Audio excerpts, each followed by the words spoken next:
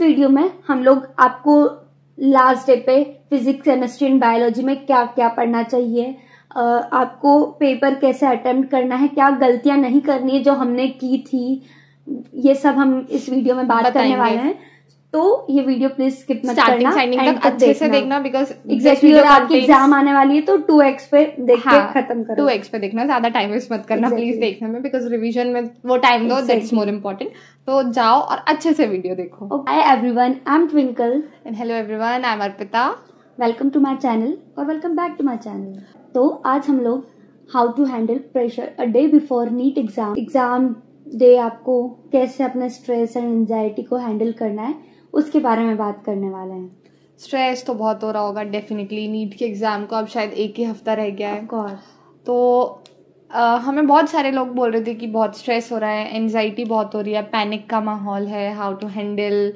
अभी काफी डर लगने लगता है कि इवन हम लोग भी जब नीट देने वाले थे तो हम लोग को भी बस यही कि कैसे, मतलब जो लोग नीट की एग्जाम दे चुके हैं तो उन लोगों ने कैसे प्रेशर हैंडल किया था।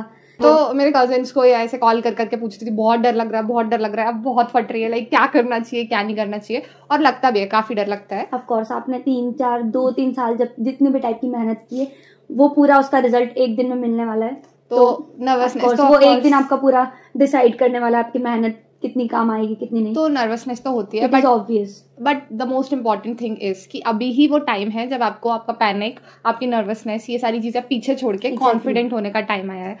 सभी को एंजाइटी होती है, नर्वसनेस होती है, सेल्फ डाउट भी आता है। एग्जाम में जाते टाइम भी लगता है कि मेरा सिलेबस नहीं हुआ है, मुझे क्या करना चाहिए, मैं नहीं कर पाऊंगा, मैं नहीं कर पाऊंगी। All you need to do is, जितने भी आपको नेगेटिव थॉट्स आ रहे हैं उन्हें अपने माइंड से निकालो। जस्ट बी काम, और जितना आप काम रहेंगे उतना अच्छा परफॉर्म कर पाएंगे। और ये ही सबसे इम्पोर्टेंट है। एग्जाम के एक दिन पहले या एग्जाम की मॉर्निंग में आपको क्या पढ़ना चाहिए, ये बहुत इंपॉर्टेंट है।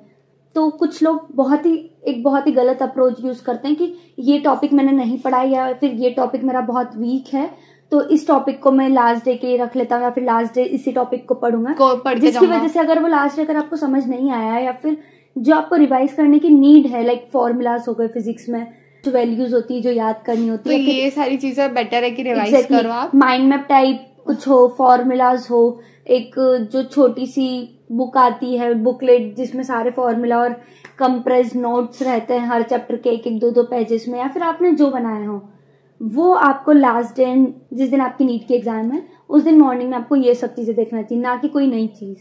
ऑफ कोर्स, क्योंकि नई चीज आप देखोगे तो उसका कोई मतलब, लाइक हाँ हो सकता है वो आए, बट 80% चांसेस है कि वो नहीं आएगा, और आएगा भी तो जस्ट 4 नंबर, तो you can easily afford to leave it. तो डोंट स्ट्रेस अबाउट इट।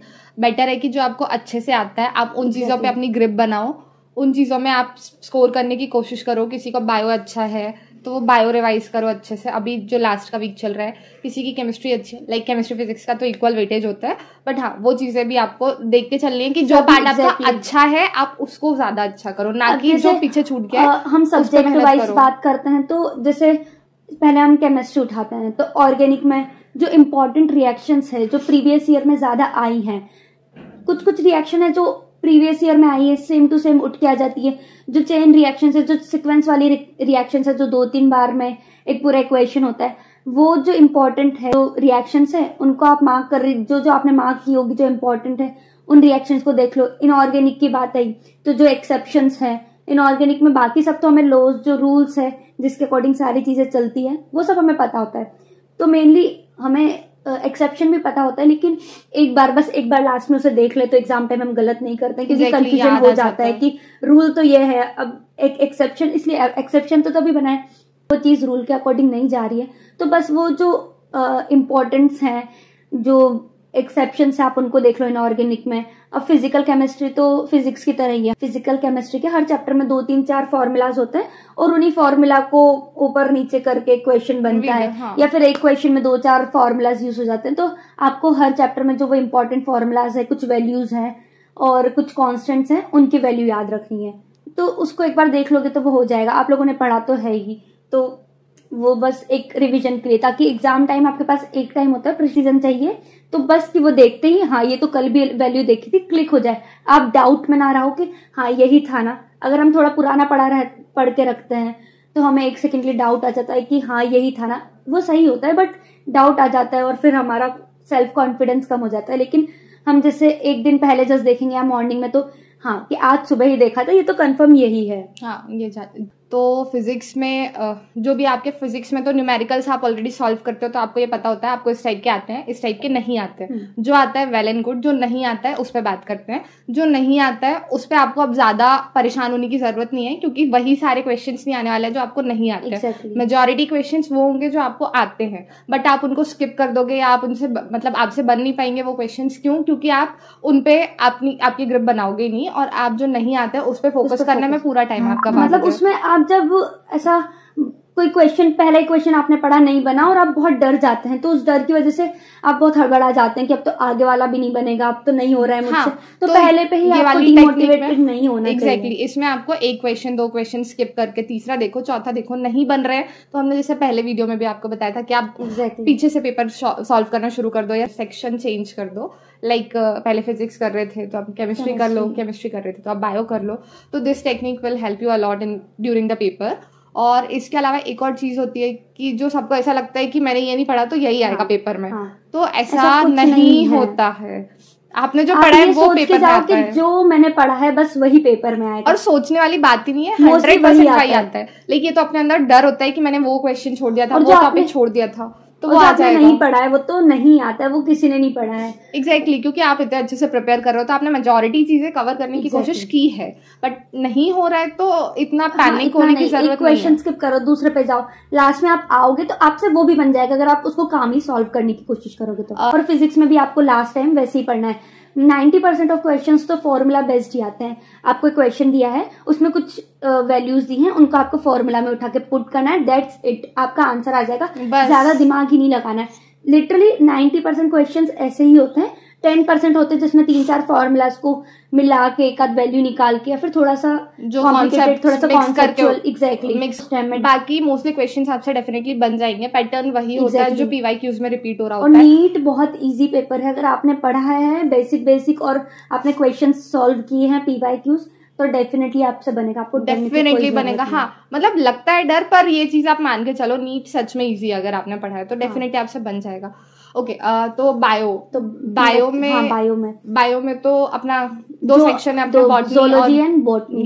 तो बॉटनी में तो मेनली वही लर्निंग वाला एनसीईआरटी से ही आपको करना होता है पूरा zoology biology zoology and botany दोनों ही एनसीईआरटी, पूरा एनसीईआरटी बेस्ड ही आता है। एग्जैक्टली, तो सारे क्वेश्चंस एनसीईआरटी के ही आएंगे। तो अब जो आपने कोचिंग्स ज्वाइन कर रखी होंगी तो प्लीज उनके मॉड्यूल्स में टाइम वेस्ट मत करना लास्ट के वीक में कि ये पढ़ लू कहीं आ गया तो वो पढ़ लू कहीं वो आ गया, तो कुछ भी नहीं आएगा। एनसीईआरटी के बाहर आएंगे तो 5-7-8 क्वेश्चन आएंगे। एनसीईआरटी में वो जो बॉक्स वाले होते हैं ना, बॉक्स में से भी आ जाते हैं। बॉक्स में जो लास्ट में समरी वगैरह कुछ चीजें होती है, कुछ लाइन्स ऐसी होती है या फिर वर्ड्स ऐसे होते हैं जो पूरे चैप्टर में नहीं लिखे होते और लास्ट में समरी में वो लिखा रहता है। या एग्जैक्टली, तो अभी लास्ट के एक हफ्ते में तो आप ट्राई करो कि आप 11th और 12th दोनों की एनसीईआरटी एक बार बस रीड कर लो। नहीं, एक 2 बार हो जाएगा आराम से।